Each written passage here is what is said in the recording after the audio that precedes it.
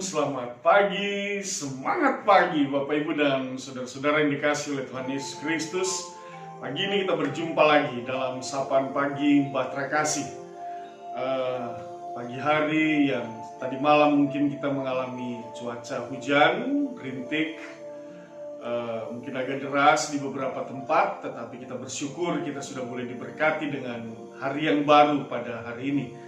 Jam tangan saya pada saat ini jam 3 lewat 10 menit, dan sama-sama sebelum kita memulai seluruh kegiatan aktivitas kita di weekend ini, maka mari kita berdoa memohon pimpinan Roh Kudus membaca firman, dan kita percaya firman itu menjadi pelita bagi setiap langkah kaki kita.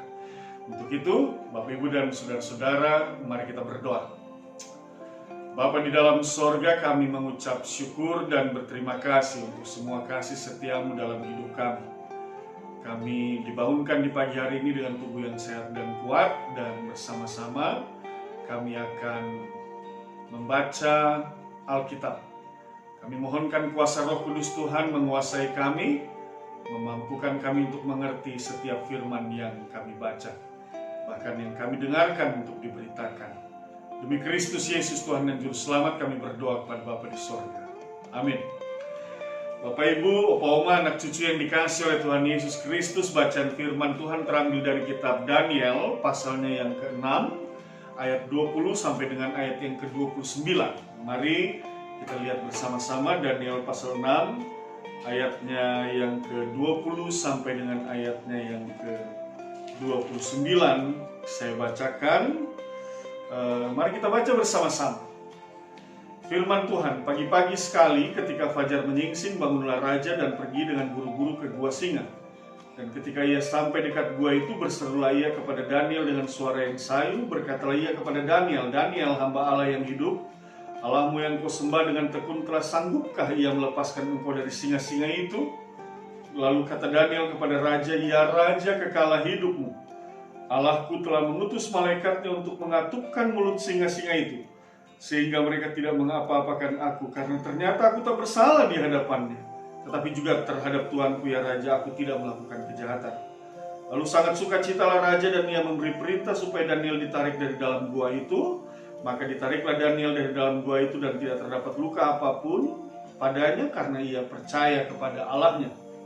Raja memberi perintah, lalu diambillah orang-orang yang telah menuduh Daniel, dan mereka dilemparkan ke dalam gua singa, baik mereka maupun anak-anak dan istri-istri mereka. Belum lagi mereka sampai ke dasar gua itu, singa-singa itu telah menerkam mereka, bahkan meremukkan tulang-tulang mereka.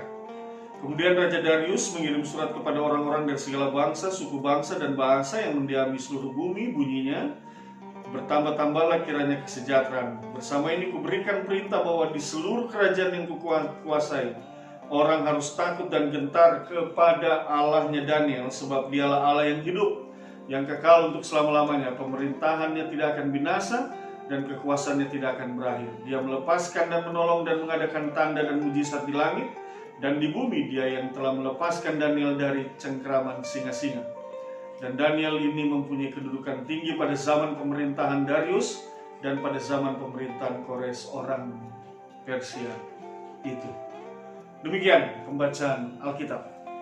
Bapak Ibu dan saudara-saudara, Opa Oma, anak cucu yang dikasihi oleh Tuhan Yesus Kristus, kita mau bicara pagi ini tentang obedience, ketaatan. Nah, ini topik yang menarik sekali. Lalu kemudian yang menjadi landasan bacaan Alkitab kita sudah baca dan dengar bersama adalah tentang seorang tokoh Alkitab yang sangat terkenal.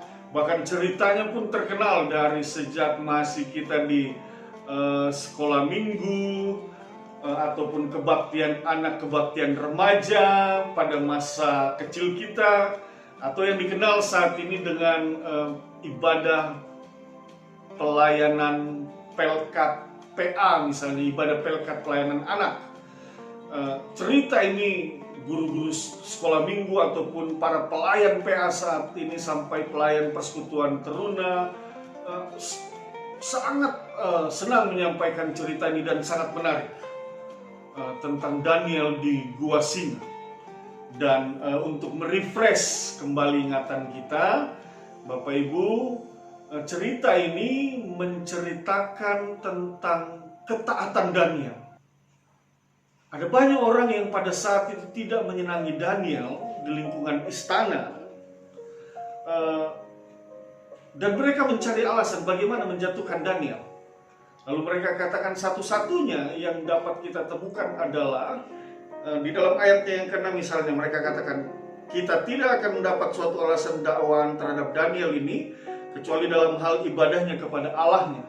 Satu-satunya untuk menemukannya adalah dalam ibadahnya kepada Allahnya. Oleh sebab itu mereka menghadap raja, para petinggi dan wakil raja pada saat itu untuk menjatuhkan Daniel. Maka mereka menghadap raja dan meminta agar raja mengeluarkan satu ketetapan bahwa dalam 30 hari tidak boleh seorang pun yang berada di wilayah kekuasaan kerajaan raja menyampaikan permohonan kepada dewa-dewa atau kepada siapapun kecuali hanya kepada raja. Dan raja menetapkan peraturan itu sebagai satu ketetapan yang tidak dapat diubah. Tetapi Bapak Ibu, sekalipun peraturan ini sudah disampaikan, hal ini tidak merubah akan sikap beriman daripada seorang Daniel. Sekalipun ketetapannya dilarang untuk menyampaikan permohonan atau dengan kata lain beribadah, dan mereka hanya boleh menyampaikan permohonan itu kepada raja, Daniel tetap bersikap untuk beribadah kepada Allah. Dan disinilah kita melihat ketaatan. Lalu kemudian di akhir cerita kita tahu bahwa Daniel dibuang ke gua singa karena dia melanggar ketetapan itu, tetapi dalam pertolongan Tuhan Daniel dibebaskan. Nah ini dia, Tuhan menyatakan kuasanya sehingga singa-singa itu tidak memakan. Dan itu menjadi satu bukti iman bahwa apa yang dilakukan oleh Daniel untuk taat beribadah kepada Allah adalah sesuatu yang benar, sekalipun ketetapan raja pada saat itu melarangnya. Bapak, Ibu, dan saudara-saudara yang dikasihi oleh Tuhan Yesus Kristus, ini bicara tentang komitmen kita sebagai orang percaya. Apakah kita sebagai orang beriman sudah benar-benar taat kepada Allah? Ada banyak orang yang mengaku beriman kepada Allah di dalam Kristus Yesus. Ada banyak orang yang datang beribadah, ada banyak orang yang berdoa, ada banyak orang yang baca firman. Tetapi persoalannya adalah, adakah ketaatan di dalam diri kita? Ketaatan itu menjadi salah satu bukti iman bahwa kita sungguh-sungguh beriman. Kalau kita katakan kita percaya tetapi dalam kehidupan kita justru yang terjadi adalah pelanggaran-pelanggaran terhadap firman, pelanggaran-pelanggaran terhadap hukum, ketetapan, dan ajaran kehendak Allah, apakah kita masih dapat disebut sebagai orang yang taat? Bapak, Ibu, dan saudara-saudara, lewat bacaan firman Tuhan ini kita mau diajarkan, oleh karena ketaatan yang bertumbuh dan hidup dalam diri Daniel, maka dia dibebaskan, dilepaskan dari segala ancaman, penderitaan, bahkan kematian. Ini yang luar biasa, Bapak, Ibu, dan kita belajar dari seorang tokoh Daniel. Oleh sebab itu, pada pagi hari ini juga kepada kita semua, Bapak, Ibu, saudara-saudara, opa, oma, anak cucu, semua kita mau diajarkan hal yang sama. Mari belajar untuk menjadi seorang yang taat. Nggak ada ruginya kita menjadi seorang yang taat. Bapak, Ibu, engkau tidak rugi apa-apa. Justru ketika engkau taat, berkat Tuhan yang akan engkau alami di dalam hidupmu. Saya mau ajak kita semua untuk melihat dalam Ulangan pasal 10.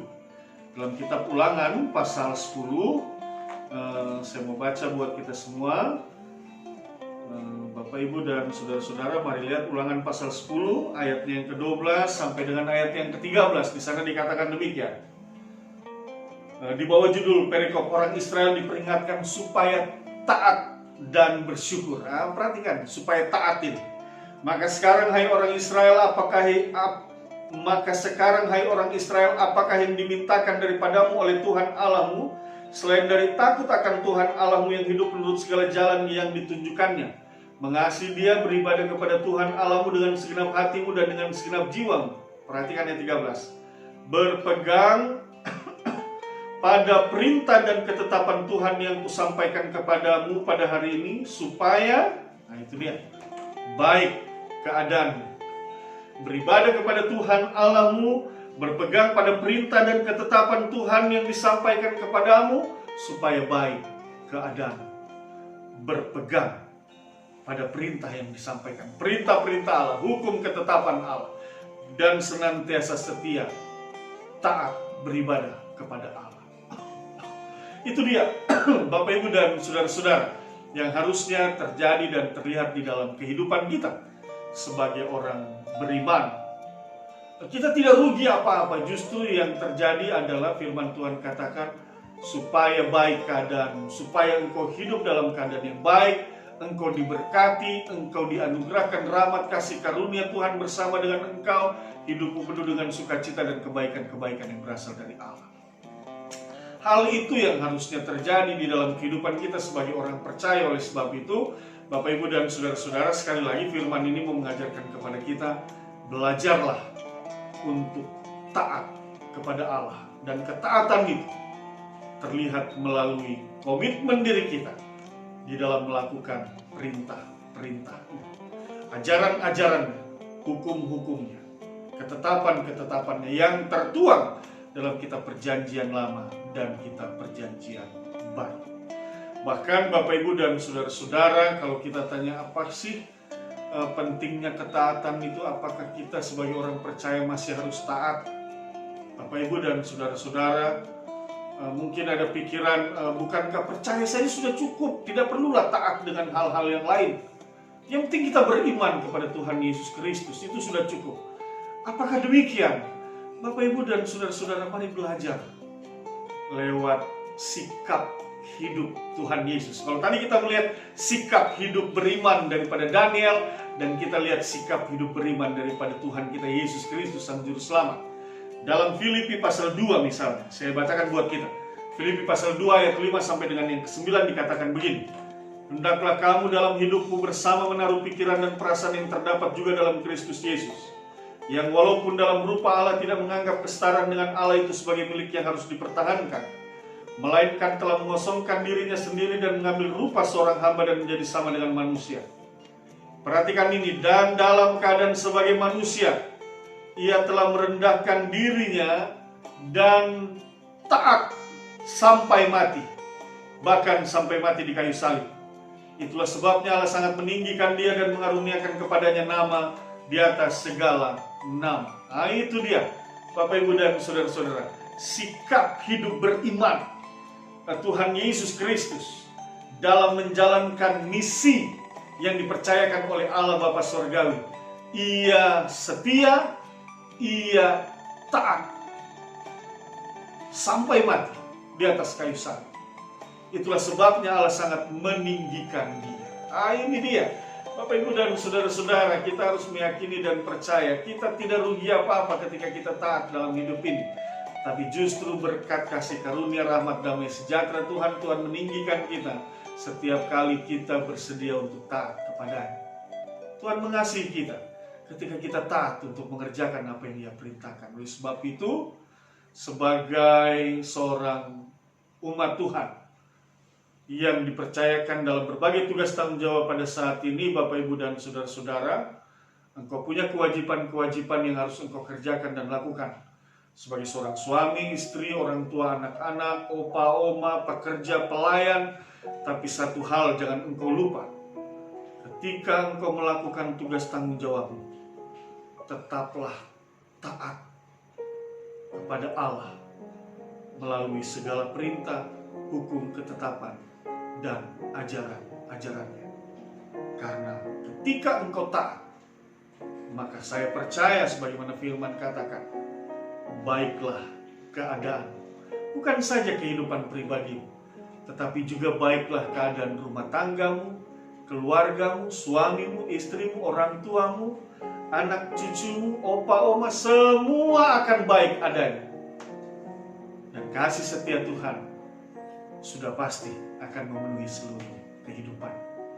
Bapak Ibu dan saudara-saudara menjalani weekend ini, akhir minggu ini, maka nikmatilah akhir minggu ini, akhir pekan ini bersama keluargamu, bersama dengan orang-orang yang engkau kasihi. Kalaupun engkau terpisah jarak waktu dan tempat, angkat teleponmu dan katakan kepadanya, aku mengasihi engkau. Mari kita belajar untuk hidup dalam ketaatan kepada Allah. Selamat pagi, Tuhan berkati kita semua. Mari kita berdoa. Bapa di dalam surga, kami bersyukur untuk firman-Mu yang boleh kami dengar pada saat ini. Kami percaya firman ini meneguhkan iman percaya kami, maka kami meyakini bahwa dalam hidup sebagai orang percaya kami belajar untuk menjadi orang-orang yang taat kepada-Mu melalui firman-Mu, ketetapan hukum dan kehendak-Mu. Untuk itu biarlah Roh-Mu yang kudus menuntun dan memimpin kami semua. Di akhir pekan ini hamba berdoa buat semua jemaat-Mu dalam kebersamaan mereka dengan keluarga, ataupun mereka juga yang masih akan bekerja dan melayani. Tuhan berkati mereka semua, bagi mereka yang lemah, opa-oma, mereka yang sedang sakit, saat ini terbaring, apapun sakit penyakit yang mereka alami. Dalam nama Tuhan Yesus, hamba mohonkan sembuhkan dan pulihkan, kuatkan mereka semua. Kami bersyukur Tuhan, kami akan memulai hari ini dalam Kristus Yesus Tuhan dan Juru Selamat. Amin. Selamat pagi, Tuhan berkati kita semua.